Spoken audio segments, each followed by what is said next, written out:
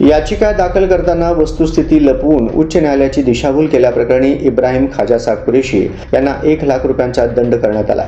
कुरेशी यांची writ petition फेटाळल्यानंतर दंडाची रक्कम पिटिशनर कुरेशी यांनी 1 महिन्याच्या आत भरण्याचे निर्देश दिले. येथील शास्त्रीनगर अन्सारी चौकातील रहिवासी इब्राहिम खाजा कुरेशी वय 52 वर्षे याच्या विरुद्ध सन 2009, 2015, 2016, 2018, 2021 आणि 2025 या कालावधीमध्ये गैरकायद्याची मंडळी जमा करून दंगा, मारामारी करणे, जनावरांना क्रूरतेने वाहनात कोंबून वाहतूक, जनावरांच्या कत्तलीमुळे जातीय तणाव निर्माण होऊन कायदा व सुव्यवस्था प्रश्न निर्माण करणे यासह अन्य कलमाखाली गुन्हे दाखल होते. त्याच्या विरुद्ध फौजदार चावडी पोलीस ठाण्याकडून तडीपार प्रस्ताव पोलीस उपायुक्त परिमंडळ यांना सादर करण्यात आला होता. त्याची चौकशी सहाय्यक पोलीस आयुक्त विभाग 1 यांना देण्यात आली होती.